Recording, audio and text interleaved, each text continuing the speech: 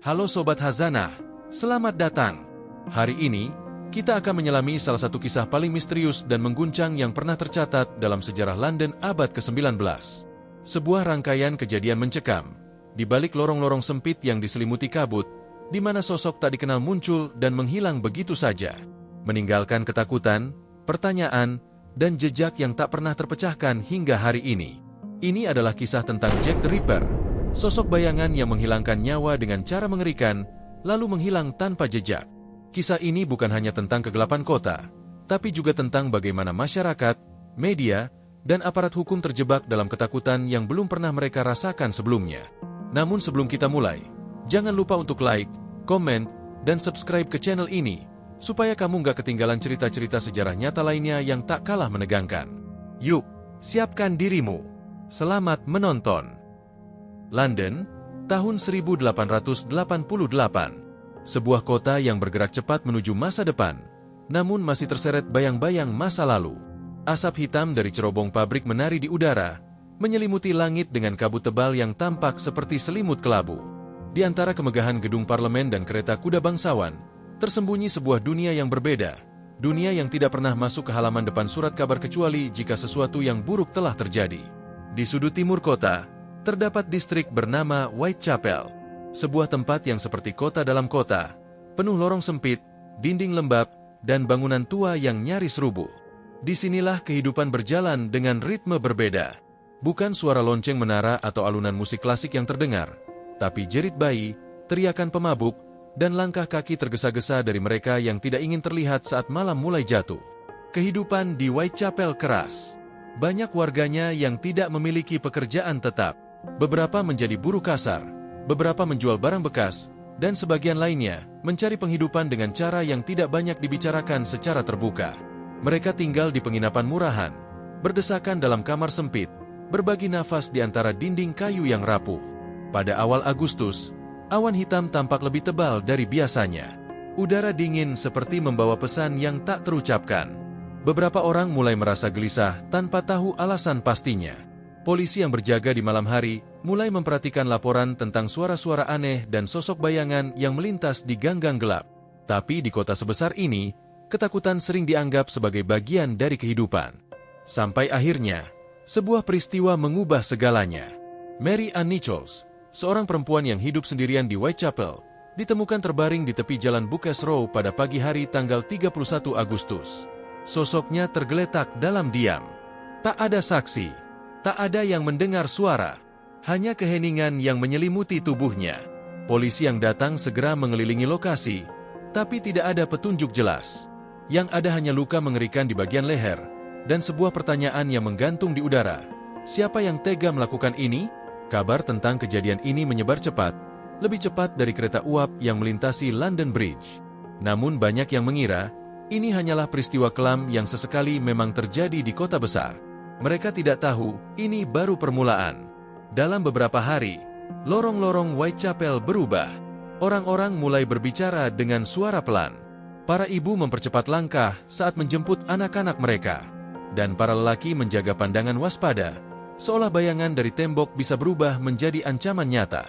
Di sebuah rumah penginapan kecil di Dorset Street, seorang perempuan tua berkata kepada tetangganya bahwa ia merasa ada sesuatu yang mengintai dari balik kabut. Tapi siapa yang percaya pada kata-kata orang tua? Hingga kemudian, kejadian kedua terjadi.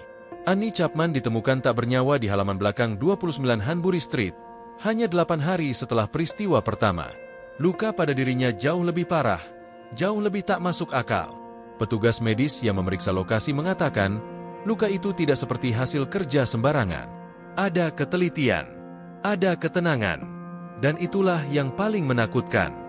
Dua kejadian serupa, dalam jarak waktu yang begitu dekat. Warga mulai takut keluar rumah. Polisi mulai meningkatkan patroli. Namun mereka pun tahu, mereka sedang menghadapi sesuatu yang belum pernah mereka tangani sebelumnya. Seseorang yang tahu apa yang ia lakukan, dan tahu bagaimana menghilang sebelum fajar datang. Surat kabar mulai menggunakan istilah Whitechapel Murderer. Para wartawan menjejali gang-gang sempit, mewawancarai warga, menulis artikel dengan judul besar dan bahasa yang membakar rasa takut. Namun di tengah hiruk-pikuk media, sosok pelaku tetap hilang ditelan kabut. Saat itu, Tak ada yang tahu bahwa nama yang akan mengguncang dunia masih belum disebutkan. Belum muncul di surat kabar. Belum menjadi bisikan di kafe-kafe tua. Tapi bayangannya telah mulai berjalan di antara asap dan batu basah jalanan. Whitechapel berubah menjadi panggung senyap. Setiap malam menjadi teka-teki.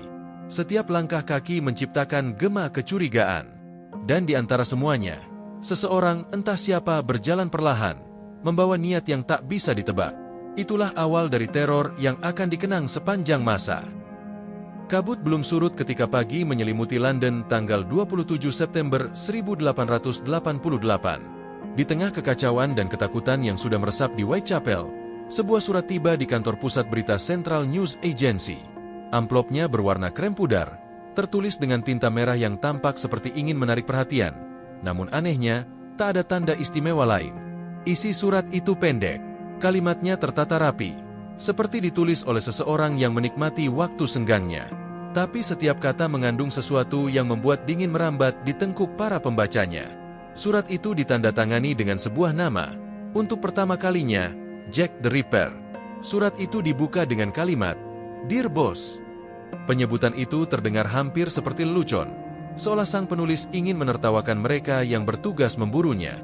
Ia menggambarkan aksinya secara singkat, menyebut tentang pekerjaan yang akan datang, dan bahkan menyindir bagaimana polisi tak akan pernah bisa menangkapnya.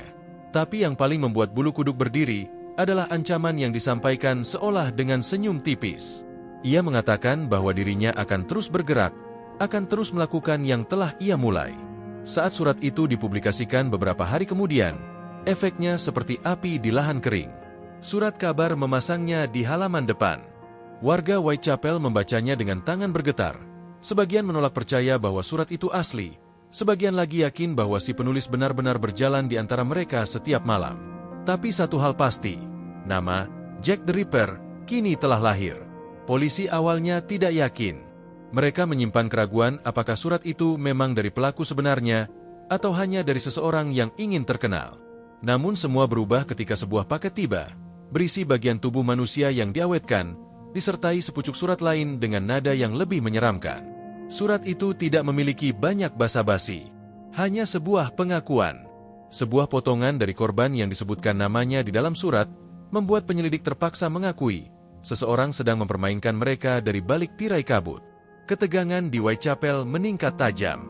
Patroli ditambah, penjagaan diperketat, bahkan warga mulai membuat kelompok ronda malam. Namun semuanya seperti mengejar bayangan. Pelaku tidak pernah terlihat. Ia seperti tahu kapan harus muncul dan kapan harus menghilang. Semua mata waspada, tapi tidak ada yang bisa menebak arah langkahnya.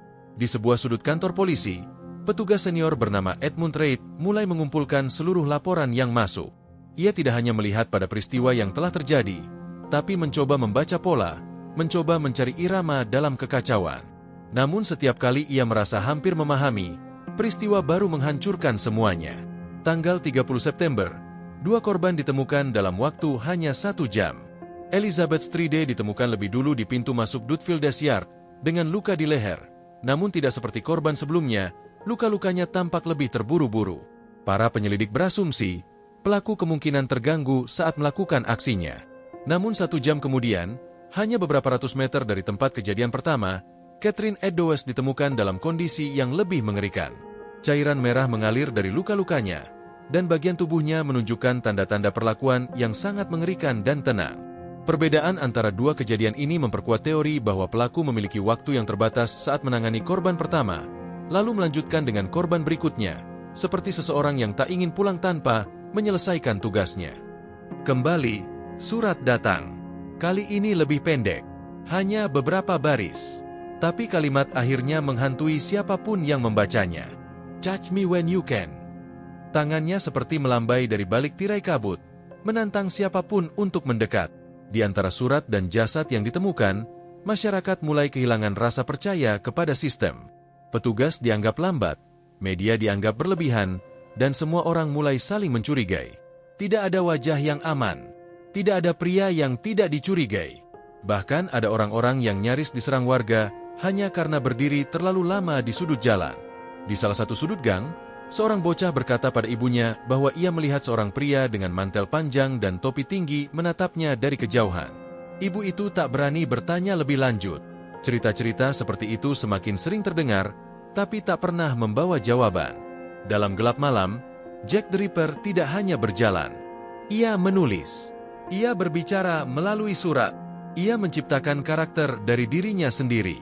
Ia adalah pembuat bayangan di kota yang sudah gelap. Dan setiap suratnya menjadi seperti cermin kabut yang memantulkan wajah ketakutan yang tak berujung. Namun bagi sebagian orang, surat-surat itu lebih dari sekadar ancaman. Mereka menganggap surat itu sebagai semacam jejak. Jejak kata, jejak pikiran, dan mungkin, hanya mungkin, jejak yang bisa membawa mereka kepada sosok asli yang selama ini berdiri di antara kabut, menunggu malam berikutnya untuk turun. Kabut di Whitechapel tak lagi hanya menjadi bagian dari cuaca. Ia telah berubah menjadi lambang dari sesuatu yang lebih mengerikan. Setiap pagi membawa berita baru, setiap malam membawa rasa was-was yang menyesakan. Orang-orang mulai menghitung hari seperti menghitung waktu menuju bencana berikutnya. Di sebuah sudut kecil kantor polisi Commercial Street, peta besar Whitechapel dipasang di dinding. Peta itu ditandai dengan bendera-bendera kecil berwarna merah, menandai lokasi di mana korban ditemukan. Edmund Reid, yang sejak awal mengurusi kasus ini, berdiri menatap peta itu hampir setiap malam. Ia mencoba membaca jejak dari sang pelaku, berharap ada pola tersembunyi di balik kekacauan yang terjadi. Namun, bayangan sang pelaku seperti tak mengenal pola. Ia muncul di berbagai lokasi, kadang di gang sempit, kadang di halaman belakang rumah tua. Waktunya pun tak selalu sama, kadang menjelang tengah malam, kadang mendekati subuh. Tapi ada satu hal yang konsisten, ia tak pernah meninggalkan jejak kaki, dan tak ada saksi yang bisa mengingat wajahnya. Beberapa warga mulai melaporkan bahwa mereka melihat sosok misterius. Seorang lelaki dengan mantel panjang, topi tinggi, membawa tas kecil dari kulit tua. Tapi setiap kali petugas mencoba menelusuri laporan itu, sosok tersebut menghilang seperti ditelan malam. Di tengah penyelidikan yang tak membuahkan hasil, polisi memutuskan untuk memanggil bantuan dari luar. Seorang dokter forensik, Dr. Thomas Bond, diminta untuk mempelajari luka-luka korban. Ia bukan sekadar dokter biasa. Ia memiliki cara membaca luka layaknya seorang penulis membaca puisi yang rusak. Dr. Bond menyimpulkan sesuatu yang mengejutkan. Ia percaya, luka-luka pada tubuh korban bukan dilakukan secara terburu-buru. Ada perencanaan, ada pemahaman tentang anatomi. Tapi yang paling mencengangkan adalah, ia menyebutkan bahwa pelaku mungkin menyimpan bagian tubuh tertentu untuk waktu yang lama. Hal itu bukan hanya menandakan kekejaman, tapi juga tujuan. Namun, tak semua orang sepakat dengan pendapat itu. Di ruang rapat gelap, para penyelidik saling berdebat. Apakah ini ulah seseorang dengan latar belakang medis? Atau hanya seseorang yang belajar secara diam-diam dan penuh obsesi? Sementara mereka berselisih, Whitechapel terus hidup dalam ketegangan. Para wanita takut keluar sendirian. Lelaki mulai membawa tongkat besi saat malam. Anak-anak dilarang bermain terlalu jauh dari rumah. Dan setiap langkah kaki di gang belakang bisa membuat jantung berdegup 2 kali lebih cepat. Lalu, muncul nama baru yang ramai dibicarakan. George Lusk, seorang warga yang memimpin organisasi sipil bernama Whitechapel Vigilance Committee. Lusk bukan bagian dari polisi. Ia hanyalah warga biasa yang sudah cukup muak melihat ketidakmampuan aparat. Ia membentuk kelompok ronda yang berpatroli sendiri, membawa lentera dan tongkat, berharap bisa menangkap pelaku dengan tangan mereka sendiri. Namun ketegangan justru meningkat ketika Lusk menerima sebuah kotak kecil di depan pintu rumahnya. Di dalamnya, ada sepotong organ manusia yang diawetkan, dan surat dengan tulisan yang sama seperti surat sebelumnya. Surat itu berjudul, From Hell. Kalimat-kalimatnya kasar, pendek, dan penuh sindiran. Tak ada keraguan, sang pelaku sedang bermain dengan mereka. Bagi George Lusk, ini bukan sekadar ancaman. Ini adalah tantangan. Ia mulai memperkuat ronda malam, bahkan menyewa detektif pribadi untuk menelusuri jejak. Namun seperti sebelumnya, sang pelaku tak bisa disentuh. Ia bergerak di antara celah-celah waktu, di antara langkah-langkah gelap. Ia seperti mengerti betul bagaimana menghindari cahaya. Sementara itu, di kantor polisi, Edmund Reid mulai mencurigai bahwa pelaku adalah bagian dari masyarakat itu sendiri. Bukan orang asing, bukan penyusup, tapi seseorang yang tahu jalan tikus, tahu celah antara patroli, dan tahu cara membaca irama kehidupan di Whitechapel. Seseorang yang bisa menyapa tetangga di pagi hari, lalu menjadi makhluk lain saat malam tiba. Teori itu terdengar menakutkan, namun masuk akal. Tapi tanpa bukti nyata, semua hanya dugaan. Tanpa saksi, tanpa jejak, mereka hanya bisa meraba dalam gelap. Kabut tetap turun setiap malam. Kabut yang menyembunyikan langkah, kabut yang menelan suara. Dan di dalam kabut itulah Jack the Ripper berjalan, diam-diam, meninggalkan jejak yang tak bisa disentuh, hanya bisa ditakuti. Satu hal mulai terasa jelas bagi semua orang, ini bukan sekadar kejahatan biasa. Ini adalah pertunjukan senyap dari seseorang yang menyukai permainan. Permainan bayangan, teka-teki, dan kekuasaan atas rasa takut. Dan Whitechapel, dengan semua ketidakberdayanya, telah menjadi panggung utama. Bulan Oktober menyelimuti London dengan hawa dingin yang menggigit. Daun-daun tua jatuh seperti kenangan yang tak ingin diingat. Tapi di Whitechapel, tak ada yang memikirkan musim gugur. Yang ada hanya ketakutan yang tumbuh makin pekat, seperti kabut yang menggantung tak mau pergi. Di setiap rumah, obrolan tentang si pelaku menjadi rutinitas. Setiap gang dipenuhi bisik-bisik. Tidak ada yang merasa aman. Bahkan suara langkah kaki biasa bisa membuat jendela ditutup rapat dan lilin dipadamkan secepat mungkin. Para ibu menarik anak-anak mereka lebih dekat, dan laki-laki tua tak lagi duduk santai di kursi luar rumah. Whitechapel telah kehilangan wajah manusianya. Yang tersisa hanya bayangan dan rasa curiga. Toko-toko mulai tutup lebih awal. Kedai minuman yang biasa dipenuhi tawa, kini hanya dipenuhi bisikan dan mata yang waspada. Bahkan suara gelas jatuh bisa membuat semua kepala menoleh tajam. Ada yang berkata, pelaku menyamar sebagai petugas kebersihan. Ada yang bersumpah melihatnya menyamar sebagai pendeta. Tapi tak ada yang bisa membuktikan apapun. Di balik semua kecemasan itu, George Lusk dan timnya tidak berhenti berpatroli. Mereka membawa lentera dan tongkat kayu, membagi wilayah patroli malam. Tapi mereka bukan polisi. Mereka adalah tukang roti, pandai besi, penjual ikan, dan petani tua yang sudah lelah berharap pada keadilan yang tak datang. Mereka berjalan menyusuri gang sempit, mengetuk pintu, memperhatikan setiap gerakan. Tapi yang mereka cari tak pernah muncul. Suatu malam, Lusk menemukan simbol aneh dicoretkan di dinding belakang toko tua. Lingkaran dengan garis silang di tengahnya, dibuat dengan arang hitam. Tak ada yang tahu apa artinya. Namun tak butuh tafsir untuk merasa takut. Simbol itu muncul di dua tempat lain minggu berikutnya, seolah menjadi jejak kaki tak terlihat dari sang pelaku. Edmund Reid menyusuri semua laporan itu. Ia duduk dalam gelap, membaca berkas demi berkas, menandai waktu, memetakan tempat. Tapi semakin dalam ia menelusuri, semakin kabur gambaran pelaku. Reid merasa seperti mengejar bayangan dalam cermin yang retak. Ia bahkan mulai bertanya dalam hati, apakah pelaku itu benar-benar satu orang? Ataukah ini adalah bayangan kolektif dari kegelapan kota itu sendiri? Di rumah-rumah petak yang penuh sesak, kehidupan tetap berjalan meski perlahan. Perempuan-perempuan yang bekerja hingga larut malam kini saling menggandeng pulang. Beberapa membawa peluit kecil, berharap bisa memberi sinyal jika terjadi sesuatu. Tapi siapa yang akan sempat mendengar jika bayangan itu datang tiba-tiba? Salah satu peristiwa paling mengejutkan terjadi ketika seorang wanita bernama Mary Kelly melaporkan bahwa ia didekati oleh seorang pria yang mencoba menariknya ke lorong gelap. Mary berhasil lolos, berlari, dan berteriak hingga warga keluar. Pria itu tak tertangkap, tapi Mary mengingatkan satu hal yang membekas.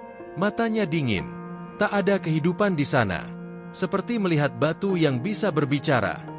Berita tentang kejadian itu menyebar cepat. Tak hanya di Whitechapel. Surat kabar di luar kota mulai meliputnya. Nama, Jack the Ripper, menjadi bahan diskusi nasional. Ada yang menulis bahwa ia adalah simbol kegagalan sistem. Ada pula yang mulai memunculkan teori-teori tak masuk akal, menyebut pelaku sebagai arwah, makhluk malam, bahkan kutukan kota. Namun bagi mereka yang hidup di tengah ketakutan itu, tak ada waktu untuk teori. Setiap langkah malam adalah pertaruhan. Setiap suara asing bisa menjadi pertanda akhir. Bahkan para polisi pun mulai mengakui, dalam hati mereka sendiri, bahwa mereka sedang melawan sesuatu yang jauh dari biasa. Malam-malam terus berlalu. Tapi di setiap pagi, ketegangan tidak surut. Orang-orang bangun bukan dengan harapan, tapi dengan tanya, apakah malam tadi ada korban lagi? Dan seperti biasanya, jawaban itu datang dengan kabar dari seorang tukang roti, atau anak lelaki pengantar susu, atau penjaga toko kecil. Mereka yang tanpa sengaja menemukan sisa-sisa dari malam yang telah dilalui dalam senyap. Tak jarang, warga menolak mendekati tempat kejadian. Mereka hanya berdiri dari jauh, tak berani melihat langsung, tak sanggup, karena di antara batu-batu basah, di lorong sempit yang membusuk, mereka tahu sang pelaku baru saja berdiri di sana. Dan dia mungkin sedang berdiri di antara kerumunan itu, melihat, menonton, menikmati hasil dari permainannya. Kini tak ada sudut yang aman, tak ada jam yang cukup terang, tak ada mata yang bisa melihat cukup jauh. Whitechapel telah menjadi labirin ketakutan, dan di tengah labirin itu, sang penghilang nyawa berjalan tanpa suara, meninggalkan pesan yang tak tertulis. Tidak semua bayangan bisa diterangi. Malam datang membawa kegelapan yang bukan hanya berasal dari hilangnya cahaya. Ia membawa ketakutan yang membekas dalam hati warga Whitechapel. Mereka yang sudah biasa hidup dalam bayang-bayang kejahatan, mulai merasakan sesuatu yang lebih berat. Malam kini terasa seperti musuh yang tak pernah lelah, menunggu kesempatan untuk menelan. Di tengah malam yang sunyi, para petugas ronda mulai bertambah jumlahnya. Mereka saling berbisik, berbagi cerita, dan menjaga jarak. Tidak ada yang berani bersuara terlalu keras. Semua tahu, suara keras bisa menarik perhatian sang pelaku. Setiap langkah kaki terasa seperti gema yang memecah kesunyian. Mereka tahu, di antara suara itu, mungkin tersembunyi bisikan ancaman. Di kantor polisi, Edmund Reid dan timnya bekerja tanpa henti. Berkas demi berkas ditelusuri, saksi demi saksi dimintai keterangan. Namun, hasilnya selalu nihil. Pelaku seolah bermain petak umpet dengan mereka. Reid merasa seperti berada di dalam labirin tanpa pintu keluar. Ia mulai mempertanyakan dirinya sendiri, apakah benar pelaku hanya satu orang, ataukah ada lebih dari satu yang turut serta dalam permainan ini. Sementara itu, George Luce semakin intensif mengorganisir patroli warga. Ia menghubungi berbagai tokoh masyarakat, memobilisasi tenaga untuk menjaga keamanan malam hari. Namun, semakin banyak orang yang bergabung, semakin besar pula ketakutan yang melingkupi mereka. Beberapa anggota patroli mulai menghilang tanpa kabar, meninggalkan keluarga dalam kebingungan dan duka. Kejadian itu membuat suasana semakin mencekam. Orang-orang mulai mengunci pintu lebih awal, menyalakan lilin di setiap sudut rumah, dan berdoa dalam diam agar malam berlalu tanpa insiden. Namun, harapan itu seringkali pupus saat pagi tiba dengan kabar duka. Di sebuah gang kecil yang jarang dilewati, ditemukan tubuh seorang wanita yang sebelumnya tidak pernah masuk daftar korban. Tubuhnya ditemukan dengan tanda-tanda kekerasan yang serupa dengan korban lain. Penemuan ini mengejutkan semua pihak. Wanita itu adalah seorang pengemis yang dikenal oleh warga sebagai sosok yang pendiam dan tak mencolok. Penemuan ini menimbulkan pertanyaan besar. Apakah pelaku mulai mengincar korban dari kalangan yang lebih luas? Apakah ia semakin berani dan tidak peduli lagi dengan pengawasan warga? Ataukah ada alasan lain yang belum terungkap? Dr. Thomas Bond kembali diminta untuk memeriksa tubuh korban. Setelah mempelajari luka-lukanya, ia menyimpulkan bahwa sang pelaku memiliki pengetahuan yang mendalam tentang tubuh manusia. Namun, ada sesuatu yang berbeda dalam luka kali ini. Luka tampak lebih cepat, lebih kasar, dan menunjukkan tanda-tanda kegelisahan pelaku. Seperti seseorang yang kehilangan kesabaran dan ingin segera mengakhiri sesuatu. Berita ini menjadi sorotan utama surat kabar. Nama Jack the Ripper semakin dikenal luas, bukan hanya sebagai sosok yang misterius, tapi sebagai ancaman nyata bagi seluruh kota London. Pemerintah mulai memberikan tekanan lebih besar pada polisi untuk segera menemukan pelaku. Namun, ketegangan justru membuat suasana menjadi lebih kacau. Banyak warga yang mulai mengungkapkan rasa frustrasi mereka, menuntut tindakan yang lebih tegas. Di tengah semua itu, terdengar kabar bahwa seorang wanita bernama Elizabeth Stride hampir menjadi korban lain. Ia berhasil melarikan diri saat pelaku mencoba mendekatinya di malam hari. Elizabeth memberikan kesaksian yang sangat penting, menyebutkan bahwa pelaku kali ini tampak berbeda. Ia lebih cepat, lebih kuat, dan lebih berani. Kesaksian ini menjadi titik balik dalam penyelidikan. Polisi mulai memperketat penjagaan di seluruh wilayah Whitechapel. Namun, pelaku tampaknya selalu selangkah lebih maju. Ia tahu kapan dan di mana harus bersembunyi. Ia tahu bagaimana menghindari jebakan. Malam-malam terus berganti. Tapi rasa takut tetap mengendap di hati setiap warga. Mereka seperti hidup dalam mimpi buruk yang tak berujung, menunggu saat kapan mimpi itu menjadi kenyataan yang paling mengerikan. Waktu berjalan tanpa henti, namun misteri di balik sosok Jack the Ripper masih tetap terselubung kabut tebal. Para penyidik dan warga Whitechapel mulai bertanya-tanya, apakah ada sesuatu yang lebih dalam dari sekadar pelaku tunggal yang memburu korban? Mungkinkah ada rahasia yang tersembunyi di balik hiruk-pikuk kota itu? Di tengah kerumunan, ada sebuah rumah tua yang terlupakan. Rumah itu sudah lama ditinggalkan, dindingnya berlumut dan jendelanya pecah. Namun, dalam rumah yang sepi itu, ada suara-suara yang jarang terdengar. Beberapa warga setempat mulai berbicara tentang keanehan yang terjadi di sana. Lampu kecil yang muncul di malam hari, bayangan yang melintas, serta suara langkah yang tak beraturan. Edmund Reid memutuskan untuk menelusuri lebih jauh. Bersama beberapa petugas, ia memasuki rumah tersebut. Bau lembab dan debu tebal menyambut mereka. Lantai kayu yang lapuk berderit di bawah kaki mereka. Di salah satu ruangan, mereka menemukan tumpukan surat-surat tua dan buku-buku yang tersusun berantakan. Surat-surat itu berisi catatan dan pesan yang sulit dipahami, namun mengisyaratkan adanya obsesi yang mendalam terhadap kehidupan dan kematian. Dokumen itu mencatat berbagai teori, mulai dari ilmu pengobatan hingga kepercayaan mistis. Ada pula gambar-gambar anatomi manusia yang dibuat dengan detail, namun diselingi dengan simbol-simbol aneh yang sulit dijelaskan. Edmund merasa seperti memasuki pikiran seseorang yang terpecah belah antara ilmu dan kegilaan. Di luar rumah, kabut semakin tebal. Suara angin menambah kesan suram di malam itu. Edmund sadar, di sini tersimpan petunjuk yang selama ini terlewatkan. Namun, untuk memahami semuanya, ia harus menembus lapisan-lapisan misteri yang berbelit. Sementara itu, di sisi lain Whitechapel, warga mulai menyadari bahwa ketakutan tidak hanya datang dari sosok sang pelaku. Ada ketegangan yang membesar antara komunitas. Ketidakpercayaan menyebar seperti api kecil yang terus membakar. Mereka mulai saling curiga, memperhatikan gerak-gerik tetangga sendiri. Semua menjadi semakin terpecah. George Lusk dan Whitechapel Vigilance Committee berusaha menjaga ketertiban, namun mereka juga merasakan bahwa situasinya di luar kendali. Pertikaian kecil dan ketegangan sosial mulai mewarnai kehidupan sehari-hari. Lusk merasa tugasnya lebih berat dari sebelumnya.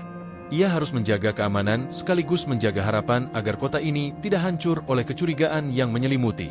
Kabar tentang rumah tua dan surat-surat itu mulai menyebar ke pihak kepolisian pusat. Namun, langkah mereka masih lambat dan penuh kehati-hatian. Mereka takut membuat kesalahan yang dapat memperburuk keadaan. Hingga saat ini, siapapun yang membaca dokumen itu masih harus mencari tahu, apakah ini kunci untuk memecahkan misteri atau justru jebakan yang memperdalam kebingungan. Di tengah suasana yang semakin mencekam, seorang informan misterius menghubungi Reid dengan pesan singkat. Ia mengatakan bahwa ada seseorang yang tahu lebih banyak daripada yang terlihat, namun ia takut untuk bicara secara langsung. Reid tahu ini adalah kesempatan langka, namun ia juga sadar bahwa berhadapan dengan rahasia ini tidak akan mudah.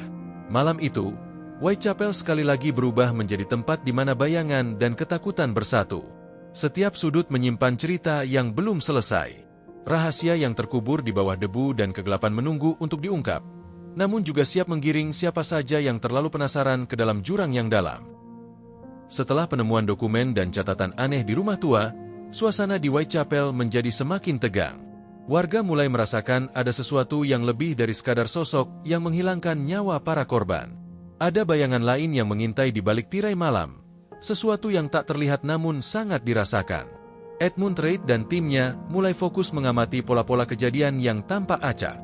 Mereka menyadari bahwa setiap korban memiliki cerita yang berbeda, latar belakang yang unik, namun ada satu kesamaan yang tak bisa diabaikan. Setiap korban sempat bertemu dengan seseorang yang misterius beberapa hari sebelum kejadian.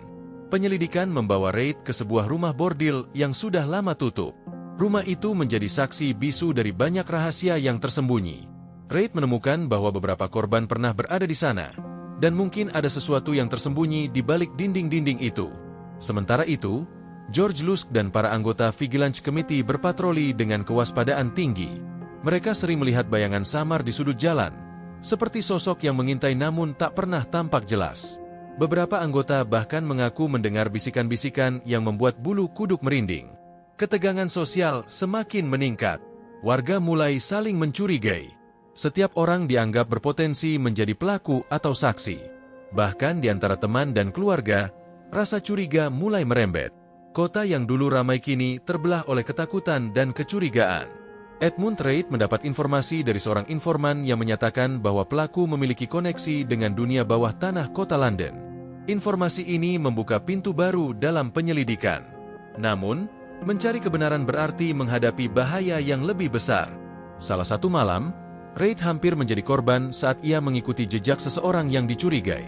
Bayangan yang mengintai tiba-tiba muncul di belakangnya, namun dengan cepat menghilang dalam kegelapan.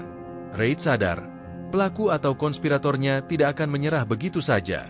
Di tengah malam yang sunyi, suara langkah kaki dan bisikan tersebar di lorong-lorong gelap Whitechapel. Setiap suara menimbulkan ketakutan baru, setiap bayangan membawa ancaman. Warga mulai mengunci pintu dengan lebih rapat dan saling menjaga satu sama lain. Ketakutan dan misteri terus membesar, membentuk lingkaran yang semakin sulit dipatahkan. Di balik semua itu, bayangan yang mengintai terus bergerak tanpa henti, mengawasi, menunggu waktu yang tepat untuk bertindak lagi. Penyelidikan yang dilakukan Edmund Reid dan timnya semakin rumit. Jejak yang mereka ikuti seolah menghilang begitu saja, meninggalkan tanda tanya besar. Setiap petunjuk yang ditemukan malah menimbulkan lebih banyak kebingungan daripada jawaban. Dalam beberapa minggu, polisi menemukan beberapa benda kecil di dekat lokasi kejadian, seperti potongan kain, alat tajam yang mungkin digunakan oleh pelaku, dan catatan yang tertulis dengan huruf-huruf yang aneh. Namun, semuanya tampak seperti teka-teki yang belum bisa dipecahkan. Saksi yang sempat muncul memberikan keterangan yang berbeda-beda. Ada yang mengatakan melihat sosok tinggi dan mengenakan mantel gelap. Ada pula yang menyebutkan seseorang dengan suara serak dan langkah cepat. Tidak ada satupun yang bisa memastikan dengan pasti siapa yang mereka lihat. Edmund mulai mempertanyakan, apakah pelaku sebenarnya satu orang, ataukah ada lebih dari satu yang bekerja sama? Ia pun menyadari bahwa musuh yang mereka hadapi sangat licik dan terlatih.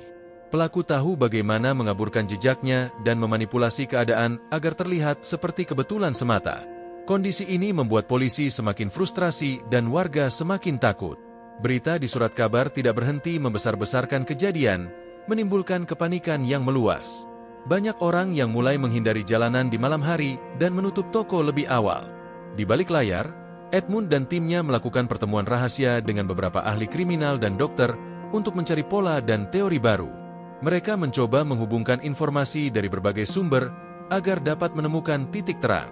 Suasana semakin menegangkan ketika sebuah catatan misterius dikirim ke kantor polisi. Catatan itu berisi tulisan tangan yang berisi ancaman samar dan janji bahwa teror ini belum akan berhenti. Pesan itu menambah ketakutan dan memberi kesan bahwa pelaku ingin terus bermain dengan ketakutan warga. Sementara itu, di balik tirai kota, ada beberapa pihak yang mencoba memanfaatkan situasi untuk kepentingan mereka sendiri. Beberapa orang dari kalangan elit menggunakan ketakutan ini untuk memperkuat kekuasaan mereka, sementara kelompok lain yang kurang bertanggung jawab menyebarkan desas-desus dan fitnah. Edmund sadar, perjuangannya bukan hanya melawan sosok yang menghilangkan nyawa para korban, tapi juga melawan kegelapan yang menyelimuti hati manusia. Jejak yang membingungkan ini bukan hanya soal siapa pelaku sebenarnya, tapi juga soal bagaimana menjaga keadilan dan harapan di tengah kekacauan. Malam terus berganti dan ketegangan semakin meningkat. Whitechapel masih terbungkus kabut misteri yang tebal, menunggu saat ketika rahasia itu terungkap dan kebenaran bisa ditemukan. Ketegangan di Whitechapel mencapai puncaknya. Pemerintah mulai mengerahkan lebih banyak sumber daya dan pasukan untuk membantu polisi setempat. Edmund Reid bersama timnya merasakan beban yang semakin berat. Setiap langkah yang mereka ambil kini diawasi oleh warga dan media yang haus akan jawaban dan keadilan. Patroli malam semakin diperketat. Jalanan yang dulu ramai menjadi sunyi, hanya diisi oleh suara langkah kaki petugas dan derap jantung yang berdebar. Warga masih merasa takut, tapi ada harapan kecil bahwa pelaku akan segera ditemukan. Reid menerima laporan baru dari berbagai titik kota. Setiap petunjuk dikejar dengan serius, tak peduli seberapa kecil atau samar. Mereka mulai mengumpulkan informasi dari berbagai kalangan, termasuk pekerja malam, pedagang, hingga pengemis yang biasanya tak dianggap. Di satu sisi, para petugas mengalami tekanan mental yang berat. Mereka harus terus berjaga, menjaga kewaspadaan, dan berusaha tidak terjebak dalam keputusasaan. Banyak yang mulai merasakan kelelahan dan ketakutan sendiri, mengetahui bahwa di balik bayang-bayang ada ancaman yang belum terungkap. Salah satu petugas, yang dikenal sebagai Thomas, hampir kehilangan nyawanya saat ia mengejar sosok mencurigakan di gang sempit.